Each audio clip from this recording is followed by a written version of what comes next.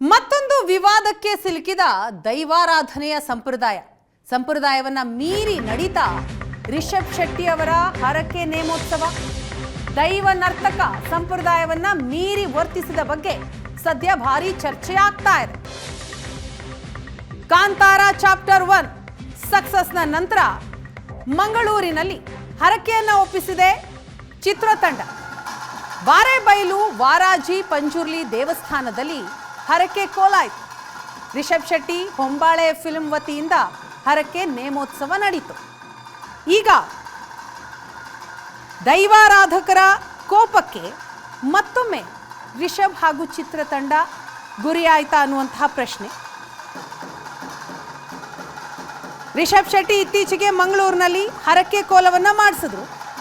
ಈ ಸಂದರ್ಭದಲ್ಲಿ ದೈವ ನರ್ತಕರ ವರ್ತನೆಯ ಕುರಿತು ಭಾರಿ ವಿವಾದ ಹುಟ್ಟಿಕೊಂಡಿದೆ.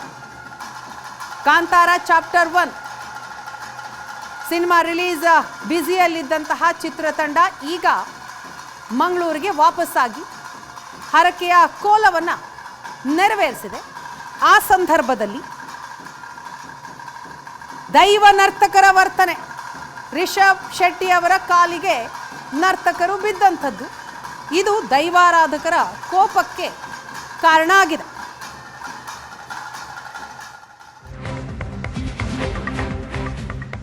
ರಿಷಬ್ ನನ್ನಲ್ಲೂ ದೈವಾರಾಧನೆ ವಿಷಯ ಕೇಳಿದ್ರು ಹೇಳಿರಲಿಲ್ಲ.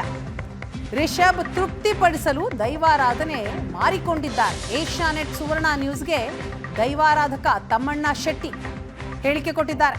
ಹರಕೆ ಕೋಲ, ಎಣ್ಣೆ ಬುಳ್ಯ ಸಂಪ್ರದಾಯ ತದ್ವಿರುದ್ಧವಾಗಿದೆ. ದೈವಾರಾಧನೆಯ ಹರಕೆಯ ನೇಮ ಕೊಡಲ್ಲ, ಕುಟುಂಬದಲ್ಲಿ ಮಾತ್ರ. ಇದು ಕ್ಷೇತ್ರಕ್ಕೆ ಹೆಚ್ಚು ಭಕ್ತರು ಬರುವಂತೆ ಮಾಡುವ ದುರುದ್ದೇಶ ಅಂತ ಹೇಳ್ತಾರೆ. ಕಾಂತಾರ 1 ಯಶಸ್ಸಿನ ಬೆನ್ನಲ್ಲೇ ನಟ ರಿಷಬ್ ಶೆಟ್ಟಿ ಮತ್ತು ಇಡೀ ಸಿನಿಮಾ ತಂಡ ಮಂಗಳೂರಿನ ಒಂದು ದೈವ ಕ್ಷೇತ್ರಕ್ಕೆ ಭೇಟಿ ನೀಡಿ ಒಂದು ಹರಕೆಯ ಕೋಲವನ್ನು ಅಲ್ಲಿ ನೇಮೋತ್ಸವವನ್ನು ಸಮರ್ಪಣೆ ಮಾಡಿತ್ತು.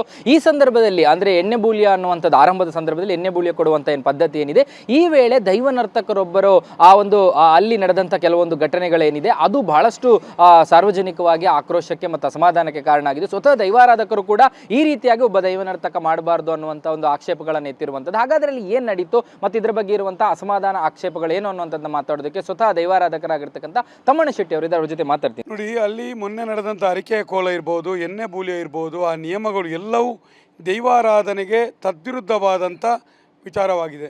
ಯಾಕೆಂತ ಹೇಳಿದೆ, ಒಂದು ದೈವಾರಾಧನೆಯಲ್ಲಿ ಕೆಲವೇ ಒಂದು, ಈಗ ದೇವರಿಗೆ ಹೋಗಿ ನೀವು ರಥೋತ್ಸವ ಮಾಡಿಸ್ಬೋದು, ಬೇರೆ ಬೇರೆ ವ್ಯವಸ್ಥೆಗಳು ಮಾಡ್ಬೋದು. ದೈವಗಳಿಗೆ ನಮ್ಮ ಹಿರಿಯರ ಕಾಲದಿಂದ ಬಂದ ಕೆಲವೇ ಒಂದು ಹರಿಕೆಗಳಿದೆ. ಅತ್ಯಂತ ಶ್ರೇಷ್ಠವಾದ ಹರಿಕೆ ಅಂತ ಹೇಳಿದೆ ಧರ್ಮ ನೇಮ ಧರ್ಮ ಮಿಚ್ಚ ಅಂತ ಹೇಳುವಂಥದ್ದು. ಹರಿಕೆಯ ನೇಮ ಅಂತ ಕೊಡಲಿಕ್ಕಿಲ್ಲ. ಹರಿಕೆಯ ನೇಮ ಅಂತ ಕುಟುಂಬ ಪದ್ಧತಿಯಲ್ಲಿದೆ, ಗ್ರಾಮ ಪದ್ಧತಿಯಲ್ಲಿ ಹರಿಕೆಯ ನೇಮ ಇಲ್ಲ. ಒಂದು ರಾಯಭಾರಿಯನ್ನಾಗಿ ಮಾಡಿಸಿ ಆ ಕ್ಷೇತ್ರಕ್ಕೆ ಜನ ತರಿಸುವುದು ದುರುದ್ದೇಶದಿಂದ ಆದದ್ದು. ಇದನ್ನು ರಿಷಬ್ ಶೆಟ್ಟಿಯು ಆಲೋಚನೆ ಮಾಡಬೇಕು. ಯಾವುದೇ ಕಾರಣಕ್ಕೂ ಮೊನ್ನೆ ನಡೆದ ಹರಿಕೆಯ ನೇಮ ಆಗಲಿ, ಅಲ್ಲಿ ಕರ್ತಲೆಯನ್ನು ತಲೆಗೆ ಬಡಿಯುವುದಾಗಲಿ, ಎಣ್ಣೆಯ ಬೂಳ್ಯದ ಬಟ್ಟಲನ್ನು ಉಡಿ ಮಾಡಿ ಬಿಸಾಡುವುದಾಗಲಿ, ಮತ್ತು ಅಲ್ಲಿ ಆ ರೀತಿ ಕುಸ್ತಿ ಮಾಡುವಂಥದ್ದಾಗಲಿ, ಇದು ಎಲ್ಲ ದೈವಾರಾಧನೆ ನಿಯಮದಲ್ಲಿ ಇಲ್ಲವೇ ಇಲ್ಲ. ನಾವು ಸಾರ್ವಜನಿಕ ಚರ್ಚೆಗೆ ಸಿದ್ಧರಿದ್ದೇವೆ. ಸೋಷಿಯಲ್ ಮೀಡಿಯಾಗಳಲ್ಲಿ ಚರ್ಚೆ ಆಗ್ತಾ ಇದ್ರು, ಅಂದರೆ ದೈವ ನರ್ತಕರು ಅವರ ಮಡಿಲಲ್ಲಿ ಹೋಗಿ ಮಲಗುವಂಥದ್ದು, ಆ ಒಂದು ಚರ್ಚೆ ಭಾರಿ ಇದಾಗ್ತಾ ಇದೆ. ಇದು ನಿಯಮಗಳಿಗೆ ವಿರುದ್ಧವಾ ಅನ್ನುವಂಥದ್ದು ಕೆಲವೊಂದು ಕಡೆಗಳಲ್ಲಿ ಅದನ್ನು ನೋಡುವಾಗ ಇಂಥ ಕೆಲವೊಂದು ನರ್ತಕರು, ತಂತ್ರಿಗಳು, ಚಾಕರಿಗಳೆಲ್ಲ ಬಕೆಟ್ಗಳಾಗಿದ್ದಾರೆ. ಬಹುಶಃ ದೈವಗಳು ಬಕೆಟ್ಗಳಾಯ್ತಾ ಅಂತ ನಮಗೆ ಭಯ ಆಗ್ತಾ ಇದೆ ಸರ್. ಯಾಕಂದರೆ ಆ ಥರ ಒಂದು ದೈವ ಯಾವತ್ತೂ ಯಾರನ್ನು ಅಂಗಿ ಹಾಕಿ ದೈವವನ್ನು ಮುಟ್ಲಿಕ್ಕಿಲ್ಲ, ಅಂಗಿ ಹಾಕಿದವನು ಮುಟ್ಲಿಕ್ಕಿಲ್ಲ.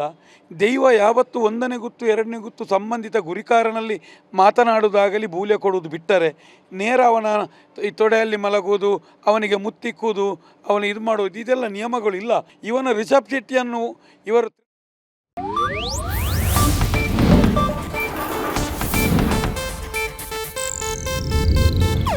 ಇದು ಏಷ್ಯಾನೆಟ್ ನ್ಯೂಸ್ ನೆಟ್ವರ್ಕ್ ಪ್ರಸ್ತುತಿ.